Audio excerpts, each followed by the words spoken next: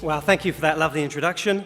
Thank you for coming. Thank you for inviting me from my home in Israel to home territory in London. I want to use this talk really for three prime purposes. I want to sum up the challenges that are facing Israel. I want to share some thoughts on the revival of anti-Semitism. And I want to suggest a series of ways you as individuals and as the wonderful community that you are can further boost Israel. Let me first briefly tell you a little about myself and why it is I left London for Jerusalem 30 years ago.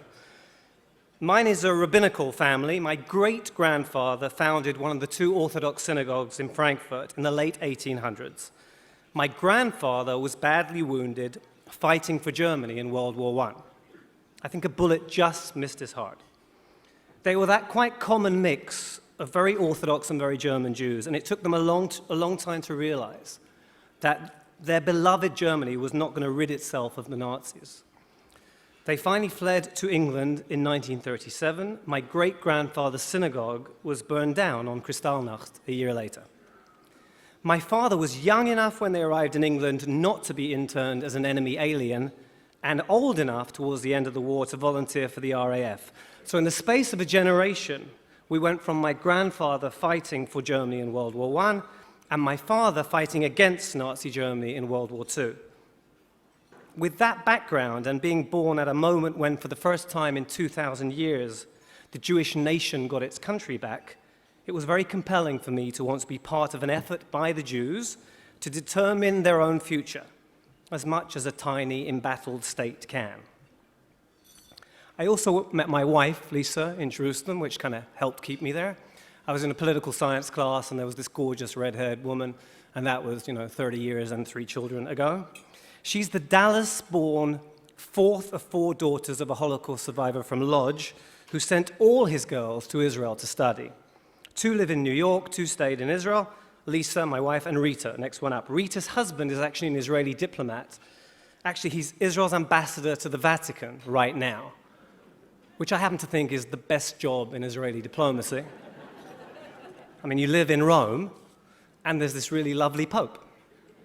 We have 3 kids, 2 boys and a girl. My eldest fought in Gaza last summer. My second son is in the army somewhere in the West Bank right now. My feisty red-haired daughter went into the army a month ago.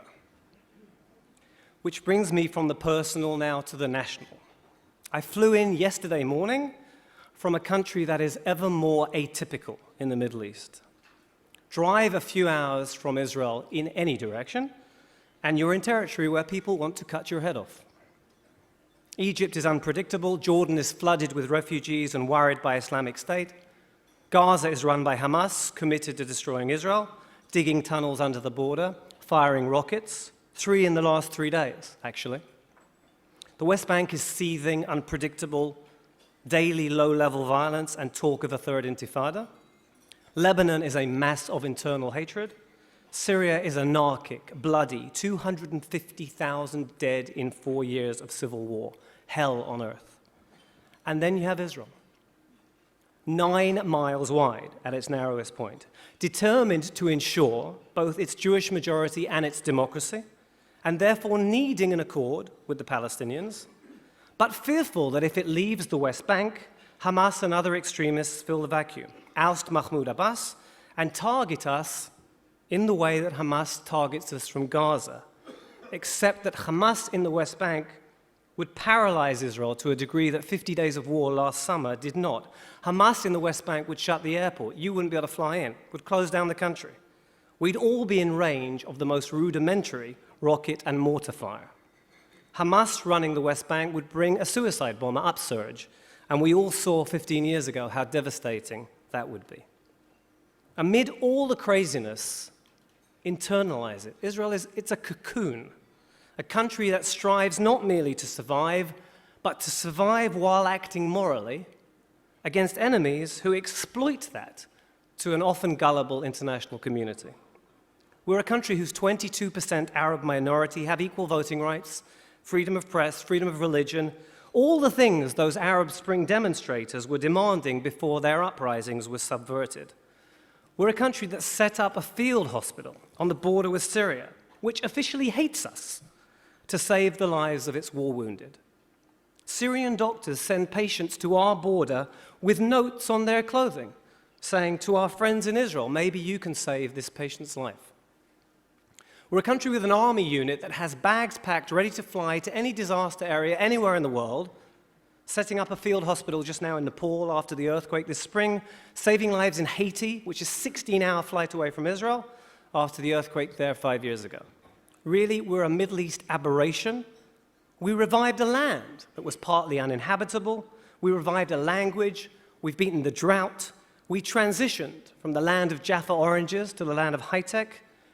We, as you know, are worth caring about and worth being involved in. So let's look a little at two of the key challenges we face regarding Iran and, first of all, the Palestinians. Broadly, I'd say we're now facing the third phase of efforts to destroy us. We defeated our enemies in conventional warfare, 48, 56, 67, 73, otherwise we would not be here this evening. Phase one. We defeated the suicide bombers of the Second Intifada in the early 2000s, terrorism as a strategic weapon, where pretty much everywhere on the planet was a safer place to bring up our children. It wasn't that we had Churchillian leadership rallying the nation. We took a subconscious decision that we would not be driven from our country. Phase two. And now we're in the midst of phase three, the combination of rocket attacks and demonization, in which our enemies crow and gloat when they kill and maim us, and cry foul to the international community when we, trying to stop the rockets, fire back and inadvertently harm people who they have cynically placed in harm's way. These are difficult conflicts to fight on the battlefield, and harder still on the battlefield of public and diplomatic opinion, since most people don't care enough to look carefully at who is to blame. You might want to remind lazy critics of this fact. If Israel stopped defending itself and put down its weapons, our country would be wiped out immediately. If our enemies put down their weapons, there'd be peace. Most of us are desperate for any reasonably credible guarantee of medium-term tranquility. Israelis are not stupid. We didn't need persuading to seize the day when Anwar Sadat of Egypt or King Hussein of Jordan made their overtures. It's very easy to tell us to get out of all or part of the West Bank, the biblical Jewish heartland, with or without an agreement. Except what happens when Hamas ousts Abbas and takes over, as it did when we left Gaza, or as Hezbollah moved in when we left South Lebanon. It's not so simple. I'll be very personal for a moment. As I said, my eldest son fought in Gaza last summer. He's in the combat engineers. One of his very best friends was killed. And I'm not going to be melodramatic, but I do want to say that no parent should have to go through what Israeli parents routinely endure at times like that. If Israelis can see a path to avoiding that, we'll be clamoring to sign the deal. We don't want to rule the Palestinians. It's not good for them. It's certainly not good for us. I personally think there's more we could do to help encourage Palestinian moderation, including by halting settlement building in areas we don't envisage retaining under a permanent accord. I think there needs to be more sensitivity regarding the Temple Mount, where we currently face another flare-up, and we know all too well how quickly violence can spiral out of hand. And we'd better be sure to overcome our own Jewish extremists, people allegedly capable of setting fire to a Palestinian home and burning to death the family sleeping inside, as happened just weeks ago. I actually think this is a barometer moment for Israel. As the Prime Minister rightly said, the test of a society is how the mainstream deals with its extremists. But there's no point trying to strong-arm Israel into agreements with a Palestinian leadership that does not acknowledge to its own people that we Jews have sovereign legitimacy in the Holy Land. Yasser Arafat told his people that there was no Jewish temple in Jerusalem, and by extension, no Jewish history there. And Mahmoud Abbas has not reversed that falsification. What we all need, I believe, is to deepen a climate of knowledge and conciliation on both sides, a climate in which, vitally, the Palestinians acknowledge that, oh well, what can you do? The Jews do have history and legitimacy here as well, and so we're going to have to compromise. That's not going to happen by UN imposition or on a 9-month timeline dictated by an American Secretary of State. It requires fundamental changes in education, in media, in mindset. It's not easy or immediate, but it's the only path that offers gradual hope of improvement. So long as we have to live by the sword, so be it. But let's at least work toward the possibility of something better. As for Iran, most of us in Israel are in a mood I'd define as baffled anguish. We don't understand why the world powers gave up on that original plan of dismantling Iran's rogue nuclear weapons program and instead opted to freeze and inspect that program, and we worry, not terribly well. We don't understand why the West refuses to internalize that Iran is not led by a government with that live and let live mindset, but a regime with a perverted sense of religious imperative, a regime that is rapacious ideologically and territorially. It's bringing Europe into the range of its rockets. It's seeking to bring North America into range as well. It demands death to Israel and death to America, and it means it. We don't understand why, when Iran was on the ropes economically, it was the West that capitulated. We worry that this deal entrenches that regime in power to continue to oppress its own people, gives them the money to escalate terrorism and regional evil, potentially sparks a Middle East nuclear arms race.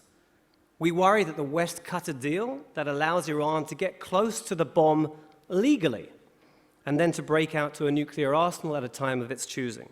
So no, we don't get it in Israel. And we resent the false claim that no deal would have satisfied us. Really not. We wanted a deal that could have ensured no military intervention was necessary.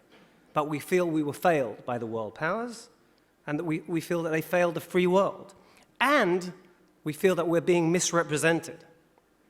I happen to think this is a pretty shameful moment in history, and I fear that it will come back to haunt us all, and I hope I'm wrong.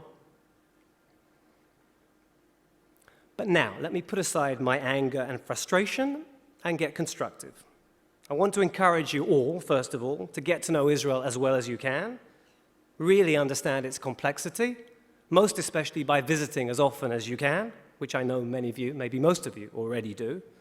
Read the Times of Israel, of course, preferably several times a day.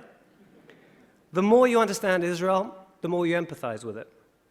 The UJIA does incredibly important work in developing the Galilee, in fostering centers of excellence in Israel's north, and in backing Birthright and other programs in Israel, programs that energize young British Jews and give them the first-hand knowledge to then fight intellectual battles for Israel on campus back here. Also, do what you can to help ensure that Israel remains or becomes the country you think it should be. Look, by all means, move to Israel. It's up to us to make sure that this latest experiment in Jewish sovereignty lasts for longer than the previous efforts that Jewish sovereignty did 2 and 3 millennia ago. Plus, we do build wonderful children in the Jewish state. But there's so much you can also do from here. Invest, and I'm not only talking financially. Invest in the Zionist causes that motivate you. Invest your intellect and your time in a constructive dialogue with Israel.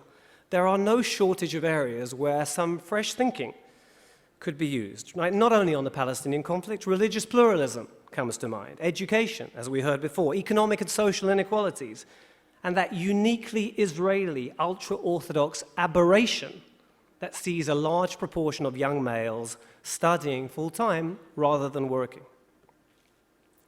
I also want to urge you, as a community who can and do make a difference, to help tackle the blight of Islamic extremism. Well, we need a global strategy, and sketching it out may be the most important part of what I say this evening. We all know that when armies rise to kill us, or more commonly in this era, when terrorists rise to murder us, we better stop them before they stop us. We've actually not done enough on this battlefield. It's my firm conviction that the West's moral failure in Syria, the readiness to let Bashar Assad slaughter his own people, the British Parliament and the American administration's decision not to step in when Assad actually gassed his own people 2 years ago, That moral failure is one of the causes of the refugee crisis now challenging Europe. I don't have quick fixes for Syria, but the Middle East is the dinner guest who will not leave. Okay, you can't just ignore it. People are fleeing Syria en masse because they have no lives there, because they're being massacred. And the international community, which has known for years precisely what is going on, has barely lifted a finger. Beyond this, though, the free world, the world that wants to live, has barely lifted a finger to prevent the next generation of recruits to the death cult of Islamic extremism, be it Islamic State or Hamas or Hezbollah, right now in mosques, in schools, most especially via laptops and mobile phones, in Gaza, in the West Bank, in Iraq, in Afghanistan, Syria, across the Middle East, and far closer to home as well, new generations of impressionable youth are being persuaded that the finest thing that they can do for their Lord is to kill and be killed, that this foul brand of Islam is the true path, and that they must wage brutal war in its cause. What we need, therefore, is a coordinated effort by the free world to use every iota of diplomatic and economic and any other leverage to marginalize the schools and the preachers and the media channels and the online avenues by which extremists are being made, and to encourage moderate educational and spiritual hierarchies. Now, that's not an easy task, but it's barely being attempted, and it must be. And Anglo Jewry can help convey and champion that imperative. If you tackle Islamic extremism at its grassroots, you calm the Middle East. If you ally that with smart, transparent economic assistance, you provide a chance to rehabilitate failing countries. You help protect Israel. You help reduce the strain on Europe of tens of thousands, then hundreds of thousands, and potentially millions of people fleeing a dysfunctional Middle East. Already in Europe, you face an anguishing dilemma. You want to be decent, right? To be a refuge for the persecuted. But you worry about who you might be taking in and how they might threaten the societies, the freedoms that we in the West so rightly cherish. So how to respond? Well, those in power should act morally against the Middle East's ruthless tyrants, and they should work to thwart Islamic extremism at its recruiting base. Now, I want to offer some thoughts on anti-Semitism viewed from an ex-Brit's Israeli perspective. Like most of you, I think, I grew up in a generation that wanted to believe that anti-Semitism had been, if not destroyed, then shamed into near extinction by the horrors of World War II. But here it is again, flaring. Some may want to comfort themselves by asserting that it's only Israel that they hate, that it's the Israelis, not the Jews. Let me tell you, we are not perfect, and we are emphatically not above criticism, and we insist on holding ourselves to the highest moral standards. But on an earth where almost every nation is involved in some degree of conflict, if we're the only country held up for censure, the only country being boycotted and embargoed and prosecuted, that's anti-Semitism. We used to rightly mourn that Israel was revived too late to save the Jews of Europe from the Holocaust. But we also used to rejoice in the fact that Europe was now so secure for Jews that Israel, for European Jewry, was a homeland of choice, a country that rescued persecuted Jews from elsewhere, but that we could opt to live in or not. And yet, right now in 2015, there are European Jews who look to Israel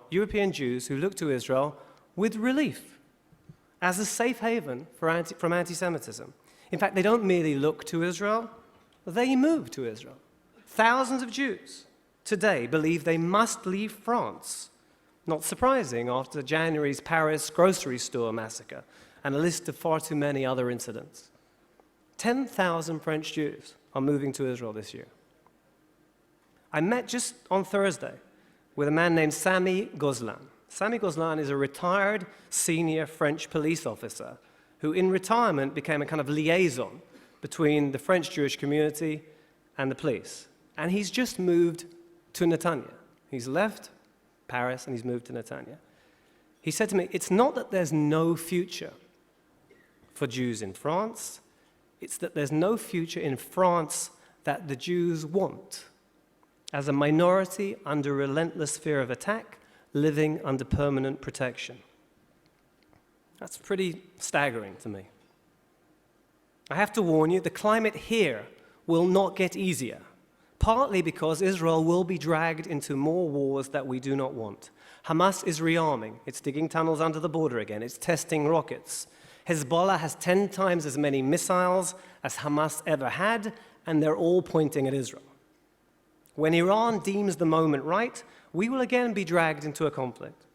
And while we battle to survive, there'll be more of the vicious anti-Israel demonstrations worldwide that you saw last summer, including here. There'll be those huge headlines again when an Israeli-fired rocket goes astray. There'll be that shameful global media failure again to properly and fully show Hamas's rocket fire and aggression. I imagine that Britain's new opposition leader will be at the forefront of protests. And you can also be sure that every anti-Semite, from extreme right to extreme left, will crawl out of the woodwork to exploit the tensions and frictions. And there'll be a temptation among some British Jews to blame Israel for the discomforting deluge of nastiness. A deluge that will again complicate life for Jews in the UK. What to do? Well, individually and as a community, make sure you know as much as you possibly can.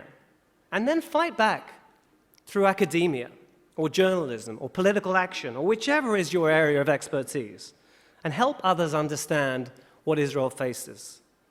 You won't persuade the haters, but you can help prevent fair-minded people being manipulated and misled by the haters.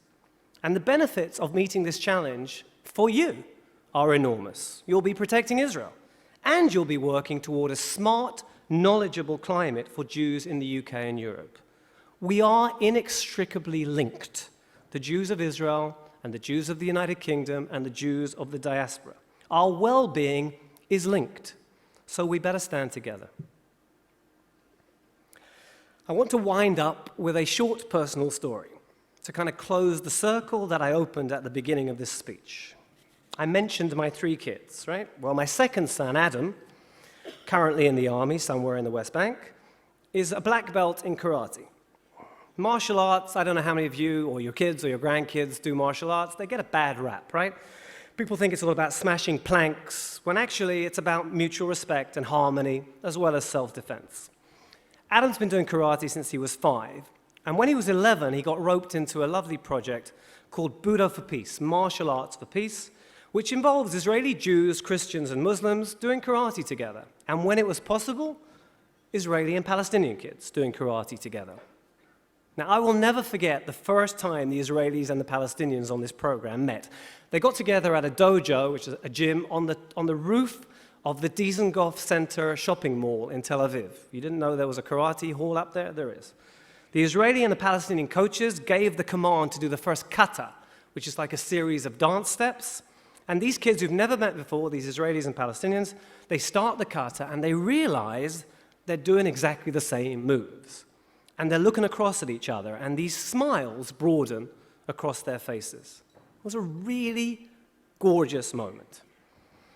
Anyhow, the Japanese government hears about Budo for Peace and is delighted, of course, Japanese martial arts being used towards conflict resolution, so they invite the Israeli and the Palestinian kids to Tokyo to perform together at the World Karate Championships, which is where it gets interesting for the Horovitz family. Okay, it turns out that the World Karate Championships in Tokyo are right before Adam Horowitz's bar mitzvah. Now, of course, it's unthinkable to have your son on the other side of the world 3 days before he's supposed to be reading his bar mitzvah parsha in shul. Out of the question, right? He's not going, right? Except, yeah, we live in Israel, and, sometimes you just got to go for it. So we sent Adam off to Tokyo. I should add, with a CD of his parsha so that he could practice while he was away. Okay, now his grandparents had flown in from Dallas for the mitzvah, and not unsurprisingly, they kept asking us, where's Adam? And as my own beloved late grandmother used to say, they were not that young anymore, so we thought better not actually tell them that Adam is in Tokyo. We just said he's out of Jerusalem for a few days and tried to change the subject. So to cut to the chase, the Tokyo event was okay. The Israeli and Palestinian kids did their karate together, but some of the Palestinians actually backed out at the last moment because they were worried that their families back home might get into trouble simply because they were performing together with Israelis. Adam gets back to Jerusalem safely, actually a little bit late, but in time for his bar mitzvah. That went fine too. The grandparents asked Adam, "Where were you?" And he said, "Tokyo," as though that was entirely natural. All good.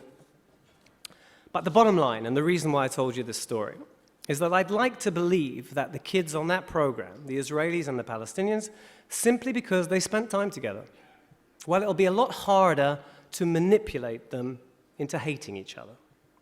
That may not sound like much of an achievement, but actually I think it's really something.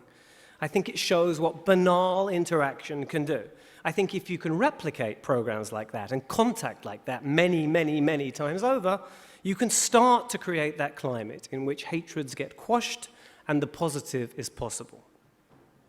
And it's that image of sweet, innocent Adam Horovitz doing karate in Tokyo with his Israeli and Palestinian friends just before his bar mitzvah. It's that image that I'd like you to have in your minds when you leave here tonight and when you think about what else you can do for Israel and for Anglo-Jewry and for marginalizing hatred and for encouraging the positive. Thank you very much. Thank you.